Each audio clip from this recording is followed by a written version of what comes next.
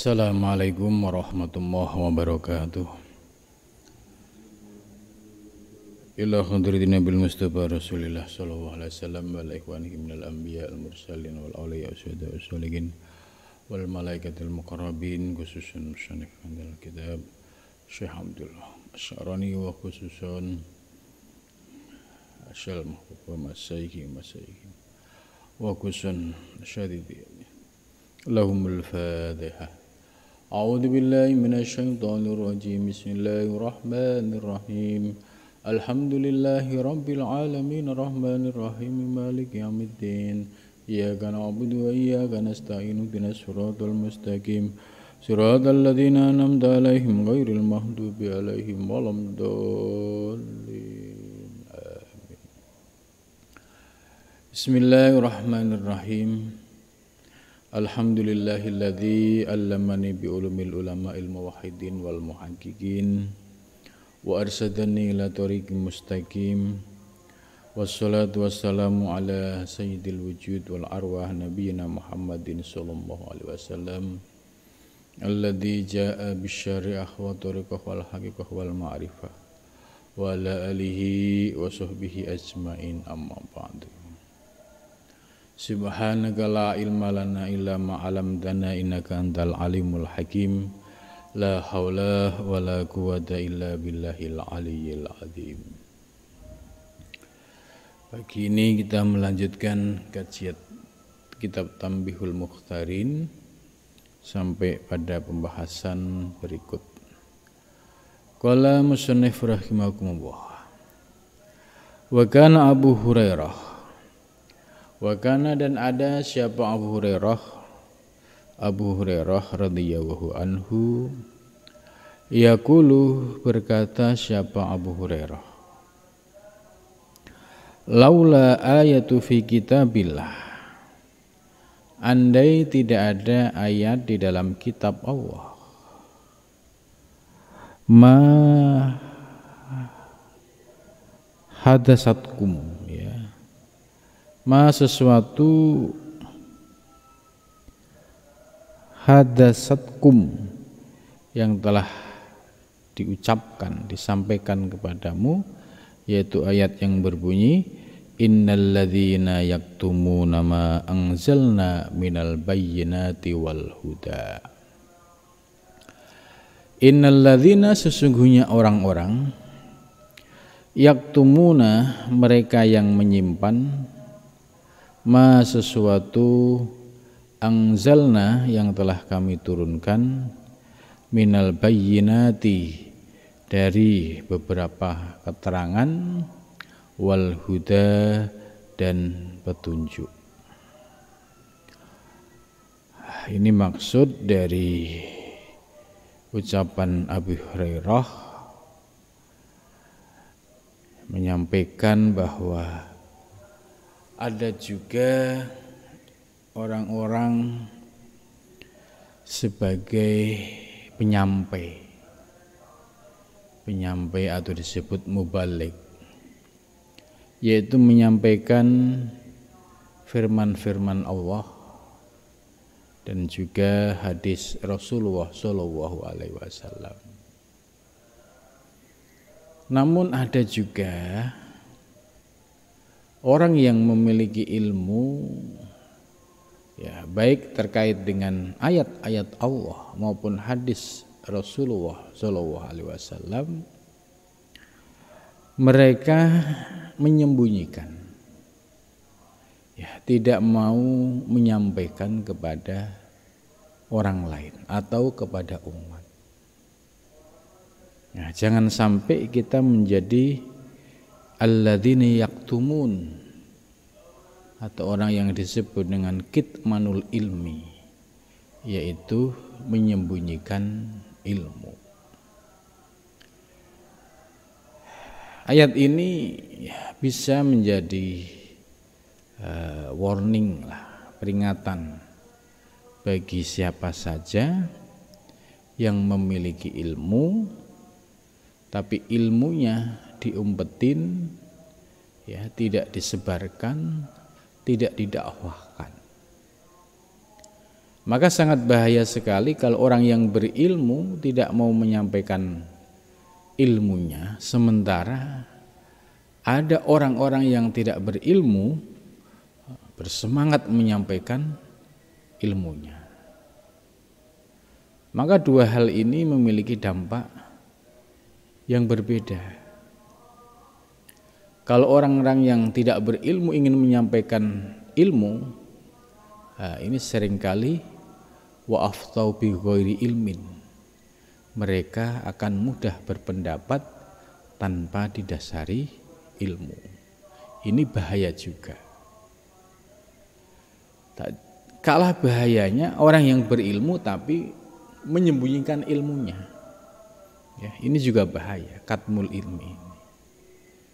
Karena itu ya, orang-orang yang mendapatkan amanah ilmu ini ya, harus menyampaikan kepada murid, kepada santri, kepada umat, ya, kepada publik, ya apapun ilmu itu. Yang penting disampaikan. Soal mereka mau menerima, kemudian mengamalkan, itu urusan lain. Itu sudah urusan Allah.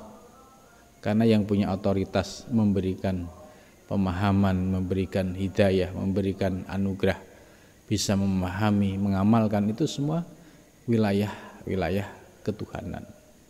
Tugas kita hanya menyampaikan. Itu. Di ayat apa yang disampaikan Abu Hurairah ini menjadi catatan penting bagi orang-orang yang berilmu. Kemudian dia melakukan dia menyembunyikan ilmunya atau kitmanul ilmi. Ini yang berbahaya. Bahkan dalam hadis lain juga ada ancaman serius bagi orang-orang yang kitmanul ilmi. Ini ada ancaman serius ketika hari kiamat nanti. Nah, sudah sewajarnya ya di dunia modern seperti ini ya, para ustadz, para kiai, para ajengan yang memiliki ilmu yang dirasa ilmu itu manfaat untuk umat, ya sampaikan. Ya sekarang ya banyak sarana ya melalui medsos dan lain sebagainya, itu sebagai salah satu sarana untuk menyampaikan ilmu kepada umat itu. Walamma taraka Sufyan As-Tsauri, dan ketika meninggalkan siapa Sufyan As-Tsauri radhiyallahu anhu at-tahdits, yaitu dari pembicaraan, qalu, mereka berkata lahu kepadanya fi dzalika, pada tersebut, waqala, wallahi demi Allah, lau alimtu, jika aku tahu, ahadahum, salah seorang dari mereka, yatlubu, mencari, siapa ahad, al ilma, ilmu, lillah, karena Allah. Ini penjelasan berikutnya. Demi Allah, andai aku tahu ada seseorang yang mencari ilmu lillah, jadi mencari ilmunya lillah, semata-mata karena Allah. Ya, bukan karena sesuatu selain Allah, bukan karena berharap dengan ilmu ini sudah menghayal nanti supaya begini-begini gitu, yang tujuannya, orientasinya, ujung-ujungnya dunia. Tapi ini orang yang mencari ilmu semata-mata lillah. La dhahabtu, niscaya aku akan pergi, ila manzilihi, ya, ke rumahnya, walam at'abuhu, dan aku ya tidak merasa lelah atau merasa capek. Wa alimtuhu walam akhwajuhu ilayya. Gitu. Jadi ini pernyataan dari Sufyan As-Tsauri, ya pentingnya memberikan perhatian ya terhadap orang-orang yang mencari ilmu lillah, semata-mata karena Allah, liihya'il dinil Islam, untuk menghidupkan agama Islam. Wa qalu, dan mereka berkata, marotan, satu ketika, li Sufyan bin Uyainah rahimahullahu ta'ala, Ala tajlis, apakah kamu tidak duduk tuhadisuna, ya, berdiskusi, berdialog dengan kami. Faqala, maka berkata siapa Sufyan bin Uyainah, wallahi, demi Allah, lam arakum, aku tidak melihatmu ahlan, sebagai ahli, li'an uhadisakum, supaya aku bicara denganmu. Wala aro, dan aku tidak melihat nafsi diriku ahlan, sebagai ahli, antasma'u, supaya kalian mendengarkan minni, dariku. Wa ma misli, dan tidak ada sepertiku, wa mislukum, dan sepertimu, illa kama qalal qail, kecuali sebagaimana diucapkan oleh orang yang berkata, iftadhuhu fastolahu. Iftadhuhu, maka singkaplah.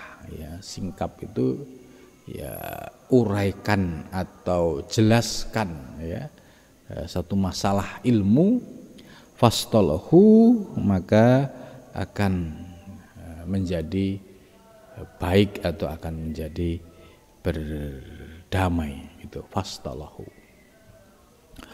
Wa kana Khatim al-Asham radhiyallahu anhu yaqul, dan ada siapa Khatim bin Asham radhiyallahu anhu yaqul, berkata, la yajlisu li ta'limil ilmi fil masajid. La yajlisu, tidak duduk, ya, li ta'limil ilmi, untuk belajar ilmu, fil masajid, di dalam masjid,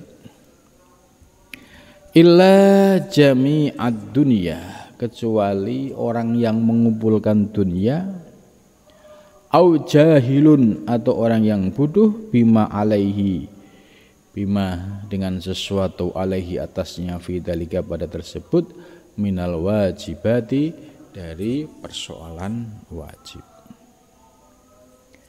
Jadi maksudnya tidak mungkin seorang duduk, ya, di masjid, ya, untuk taklimul ilmi. Jadi artinya orang yang memiliki kerinduan, ya, terhadap ilmu, ya, dia akan datang ke tempat-tempat taklimul ilmi. Di sini teksnya menggunakan kata fil masajid, ya, bisa dipahami pada zaman Khatim al-Asham ini mungkin masjid sebagai pusat ilmu, ya, seperti zaman dahulu, yaitu Masjidil Haram dan Masjidil Aqsa. Di sana banyak halakoh-halakoh ilmu, banyak para ulama yang menyebarkan ilmu. Nah, hal ini agak berbeda dengan, ya, di Indonesia, ya. Mungkin ada 1-2 masjid yang tetap menjadikan masjidnya sebagai tempat taklim, tempat ngaji. Tapi hampir dipastikan, ya, kebanyakan masjid-masjid di Indonesia, ya, hanya digunakan untuk, ya, soal sholat jamaah, ya, kemudian kalau ada taklim, ya, sifatnya ceramah, sifatnya juga kultum, atau yang lebih intens, serius, ya, mengundang para ahli ilmu, para kiai, para ulama untuk membacakan kitab-kitab, ya, menjadi rujukan. Nah, itu artinya bahwa masjid, ya, selain sebagai tempat ibadah juga menjadi pusat ilmu.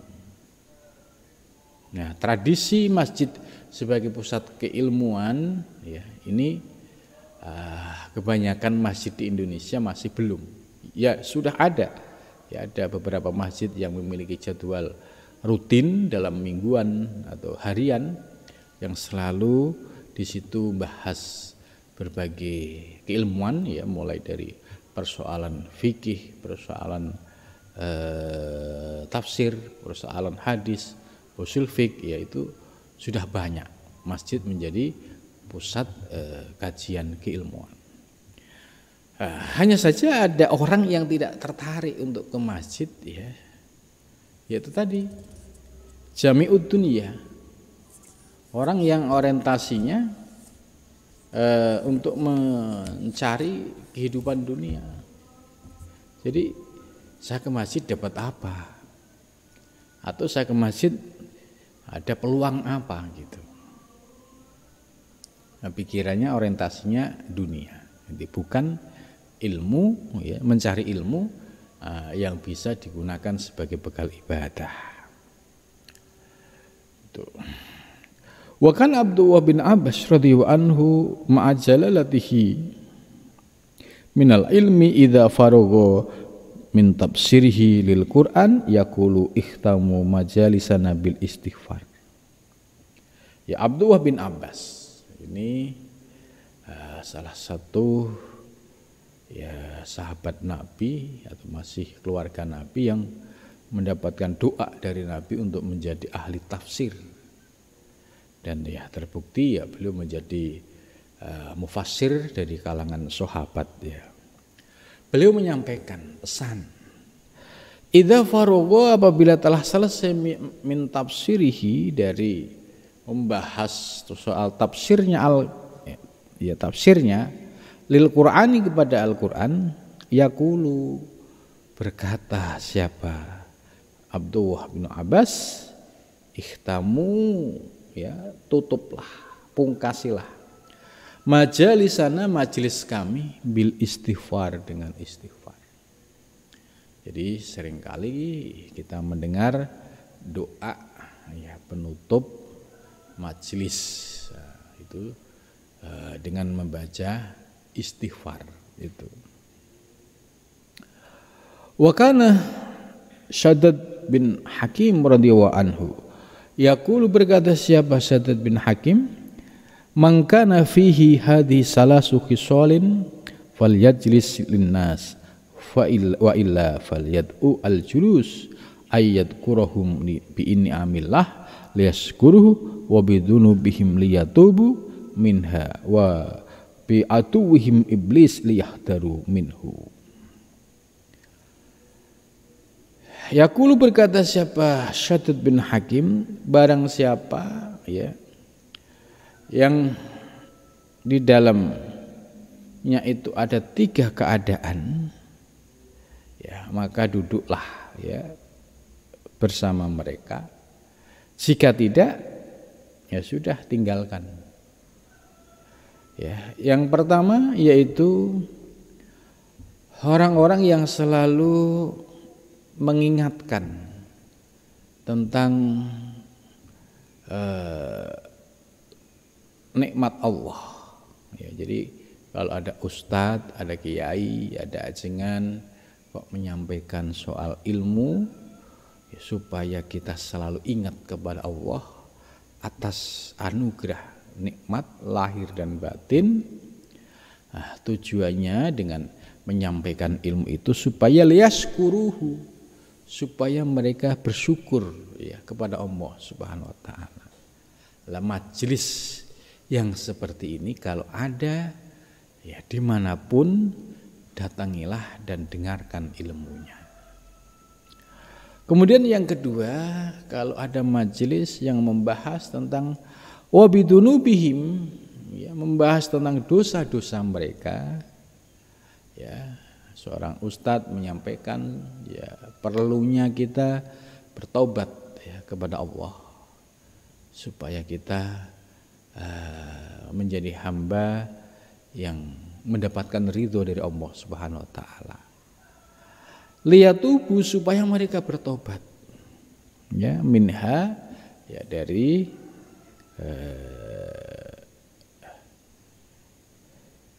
segala dosa-dosanya.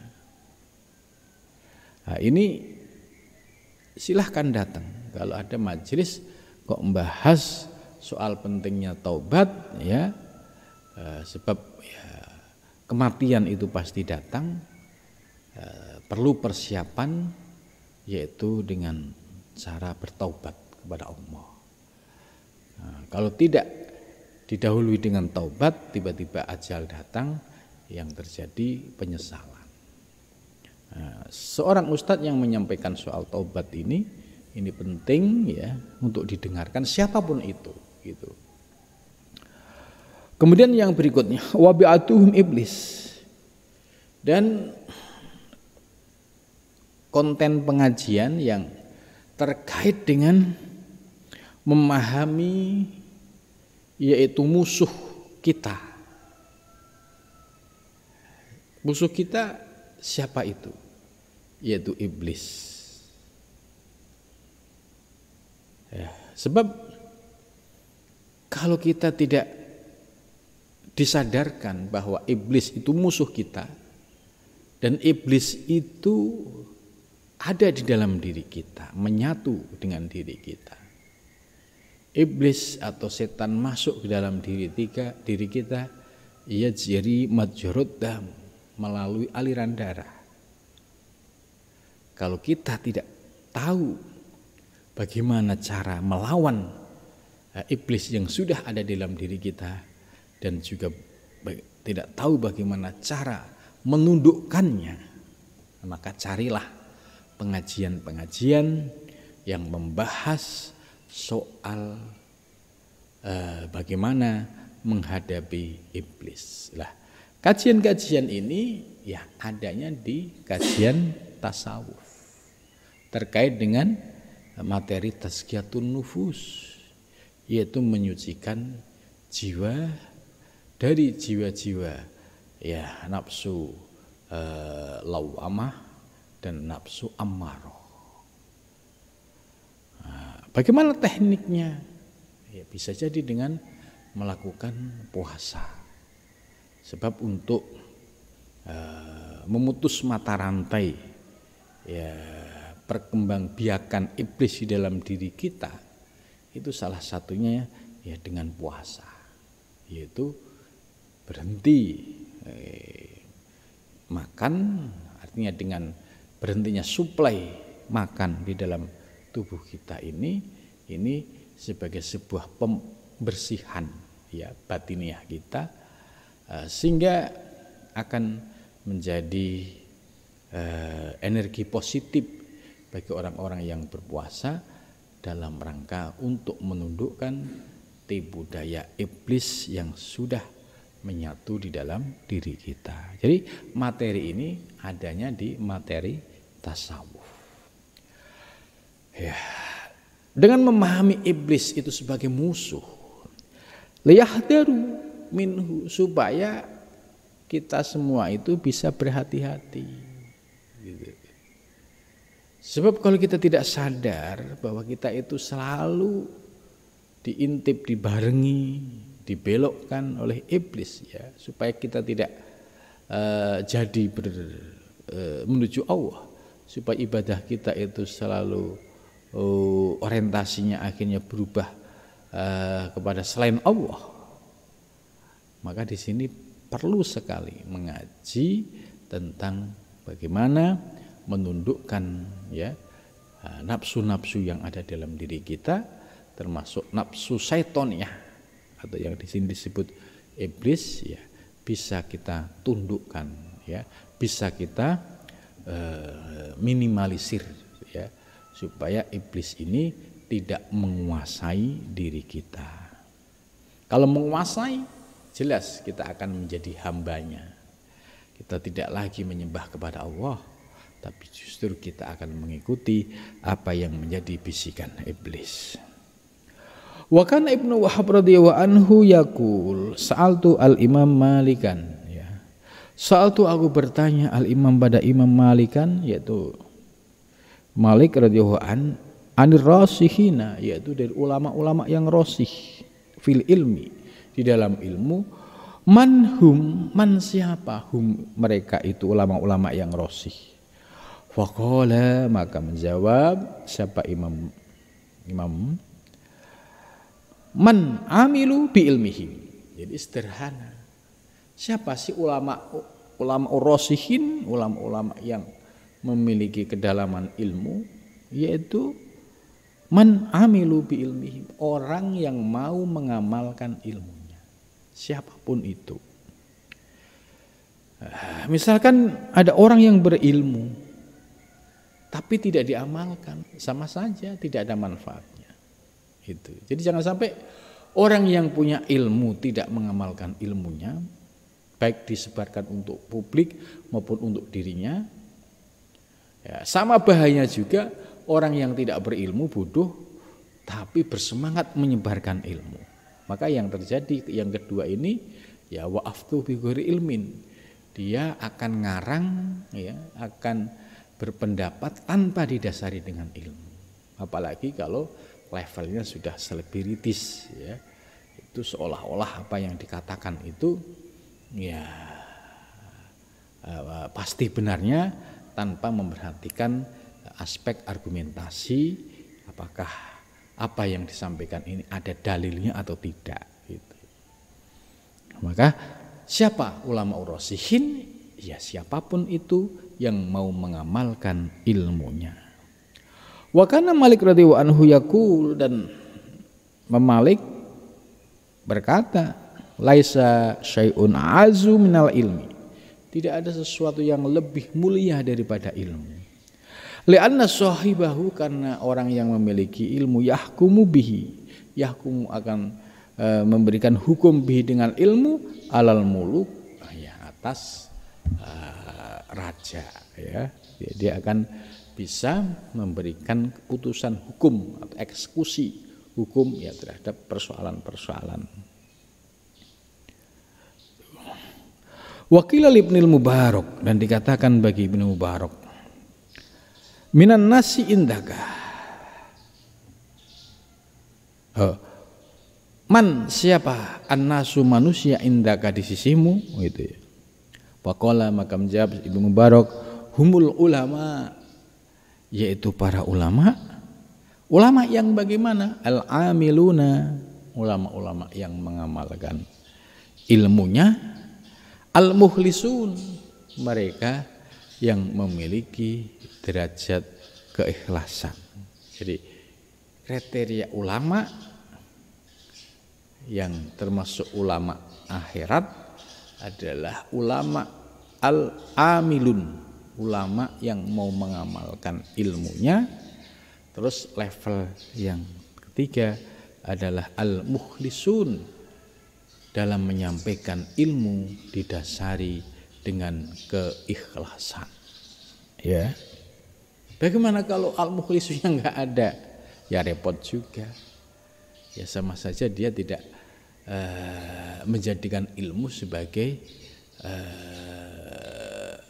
sarana dakwah, ya, untuk memberikan pencerahan kepada umat. Sebab kalau tidak ada keikhlasan di dalamnya, ya tidak akan mendapatkan apa-apa. Qila famanil muluk, terus siapa itu muluk?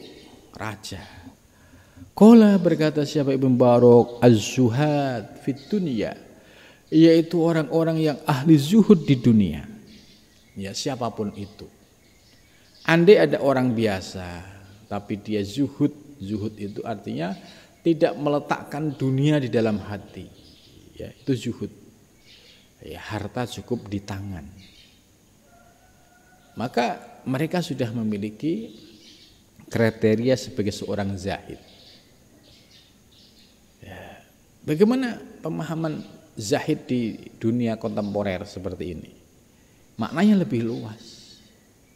Sekalipun mereka, ya, seorang profesional, ya, bekerja di kantor-kantor, tapi kalau bisa meletakkan harta itu di tangan dan hatinya, ya, hanya untuk Allah, ya termasuk minaz zahidin.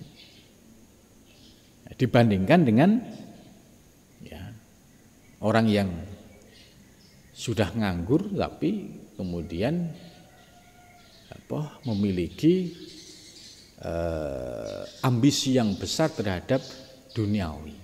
Nah, ini sudah tidak memiliki apa-apa tapi memiliki ambisi yang besar, sehingga terkadang menghalalkan segala cara. Ini bukan termasuk zuhad dan bukan termasuk zahid. Kila dikatakan faminas suflah, dan siapa yang termasuk kelompok suflah yang rendah? Suflah itu yang derajat kastanya itu rendah. Siapa itu? Qala alladzi ya'kulu dunya bi ilmihi. Alladzi, yaitu orang-orang ya'kulu yang makan ad-dunya, dunia bi ilmihi, dengan ilmunya. Jadi Jadi artinya orang yang makan dunia biilmihi. Artinya dia melakukan komersialisasi ilmu. Ya, ini yang harus menjadi perhatian dan hati-hati.